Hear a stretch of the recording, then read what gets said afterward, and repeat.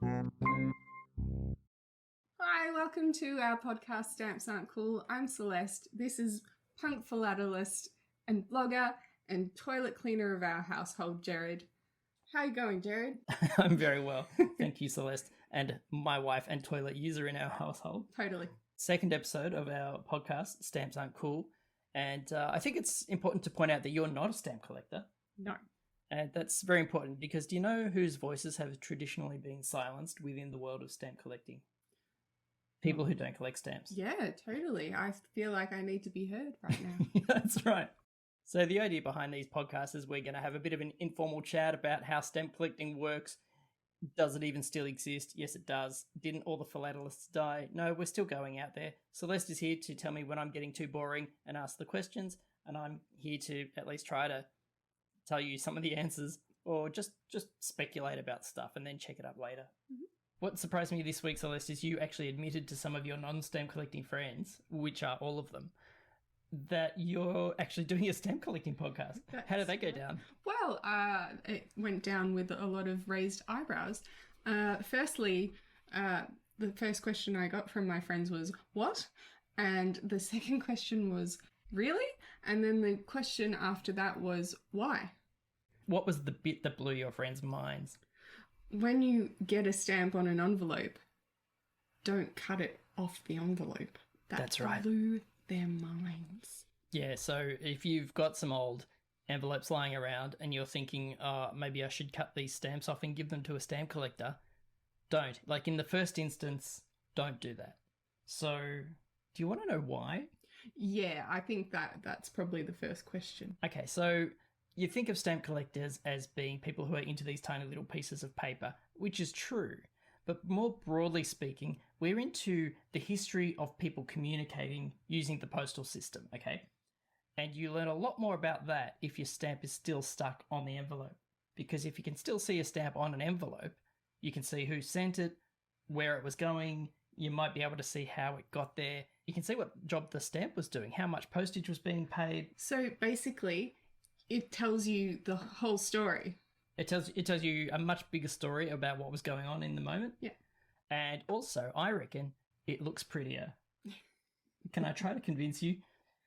What's on that stamp? I'm looking at what looks like two little monsters and the letters O and Z, or Z. And it's an 80-cent stamp and it's colourful and cartoonish. And I wouldn't take a second look at it on an average day. Yeah, but you wouldn't take a second look at any stamp on an average day.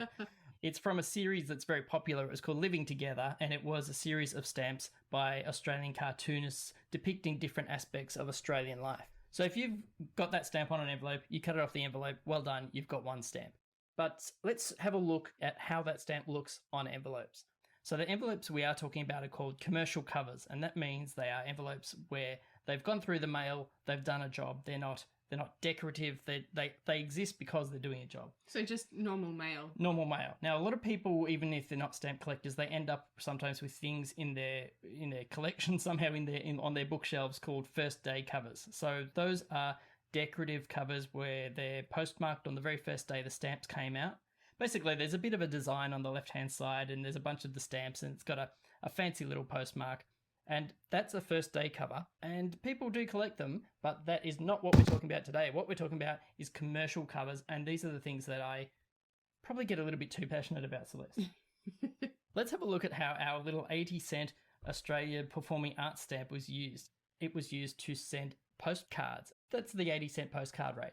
Here's another envelope where the stamp appears on its own, heading somewhere within Australia. So what we're looking at here is what the collectors of this stuff call solo covers. So that means it's one stamp on an envelope doing its job.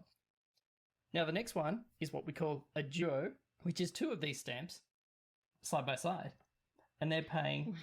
It's exciting, isn't it, Celeste? Are you getting excited? I'm getting excited now. Over on the left-hand side it says certified mail. So you know that must have been paying $1.60 for certified mail. So surely that's still worth $1.60. The stamps? The entire envelope and stamp? No. See, the stamps... Oh, well, I should say the stamps, once they're soaked off cover, probably in this era, they're not worth very much at all. They're probably worth less than the 80 cents that someone paid for them to start with. But once they're on a cover and in the hands of a philatelist. Some of the uses are a little bit more rare than the others. Right. And so it's not just the stamp itself that you need to look at, it's the way it's being used. It's the way it's being used. Now, I realise we're getting a bit deep for our second episode, so I think I need to press the warning sound and alert the world to the fact that we are going deep nerd. And what I've actually done here is just in my head, I've conjured up a little bit of a sting that Celeste knew nothing about. So she's wondering what's going on. Well, what's happening is I've built a sting. Hear it. It's good, isn't it? What do you reckon? It's great. Yeah. So that's a little warning that we are going deep nerd. So this is what I accidentally stumbled on is the idea of usage. So you're not just looking at the stamp, you're actually looking at how the stamp is being used. And I have heaps more designs or heaps more examples here, but I don't have to spend 10 minutes getting through them all because you'll all get bored, won't you? Yes. That's right. So I look, already am. here is the 80-cent stamp being used on a special card that you would get delivered to you if someone sent you a letter and they didn't put enough postage on it and it said, hey, you owe this much in postage plus a fee, and someone's used the 80-cent stamp to do the fee. Here's the 80-cent stamp with a few other stamps from the same Living Together series, which is always pretty exciting. Again, paying the certified mail rate. Here's two of the same stamp with another one from the same series, paying priority paid. Here's that stamp plus a whole bunch of other stamps paying quite a lot of money for a security post cover. That's what we stamp collectors call envelopes. It's whatever is covering the letter. And these days, they're usually envelopes. I think we need a glossary at the end of the We probably do, podcast. yeah. We need a little... Here are all the new words you learned, as if we're studying French. Are you ready for the pièce de résistance? Probably. Check this one out. How many of those stamps appear on this document that I'm holding in front of your face? 7 of the same stamp and 2 different stamps. It's a mail redirection form. Someone asked Australia Post to send their post to their new house after they moved. They had to pay $6.50, and $5.60 of that fee is in the form of these performing arts stamps. We went deep nerd there. Do I have to build another sting where we sort of come back to the surface? Oh, no, right. not even deeper. No, I'm done for now. When we come back to the surface. Like I was thinking a submarine thing. So like now I think we should let people know to switch their brains back on once we get there. Yeah, that's right. So look, the point I'm trying to make is if you took all these envelopes that I happen to have here, plus this document from Australia Post, and you soaked all the stamps off, well done. You've got heaps of used stamps. What you've lost is the stories that each one of them have told. You've lost the value where the 7 of them in a big block on that Australia Post document is worth way more. They're all worth way more than the 1 on the postcard or the 2 here and there. You've lost all the little stories that the usage of these stamps are telling. Isn't that amazing? Well, I have to admit that seeing them on the envelope can make them more beautiful, because I understand they're small pieces of art, but when you start putting them together and they're telling a story, they've got the address on them, they've got postage marks. Look, I've spent a bit of time with you and I'm starting to understand what the interest is, but when push comes to shove, it's just a stamp on an envelope. Well, isn't this podcast going to just stoke the flames of everyone who's half thinking of being a stamp collector? I am representing the masses here.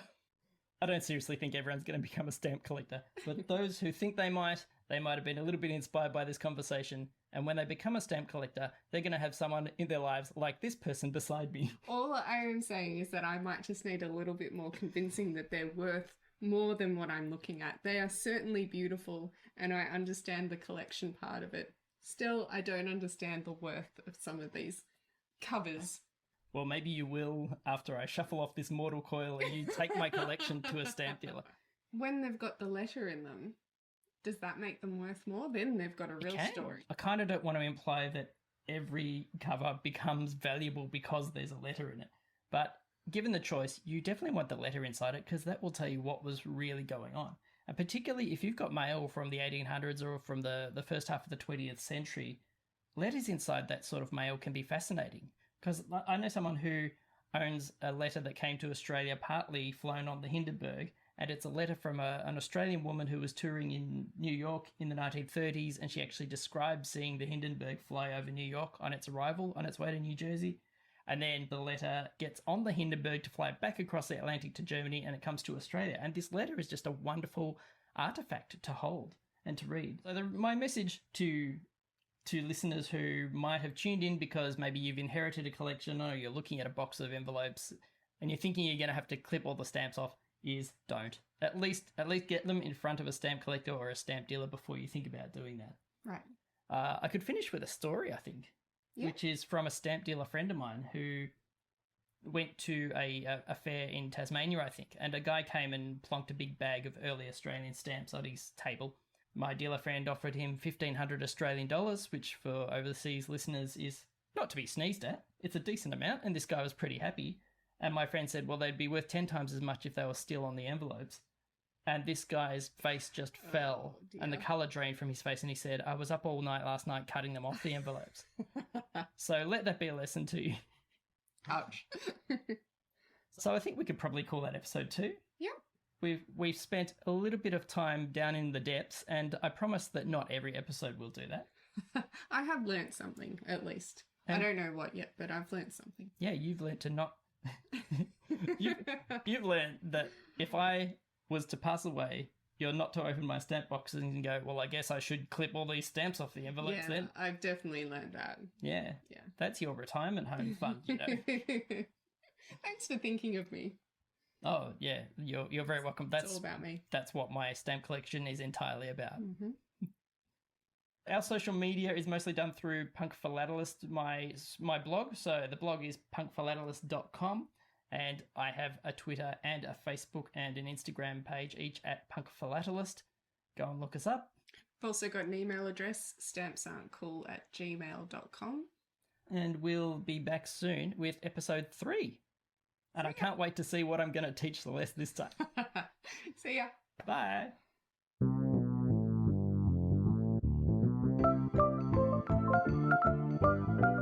So out of that $6.50, fully $7.60. Did I do my maths right? No. You did. I did burp. I burped right in the middle. Yeah. We're keeping that. Am I allowed to roll my eyes? You can if you like. Pretend you haven't seen it. But also, if you think it looks a little bit good, come on, pay it. Can you make it more succinct? Yeah.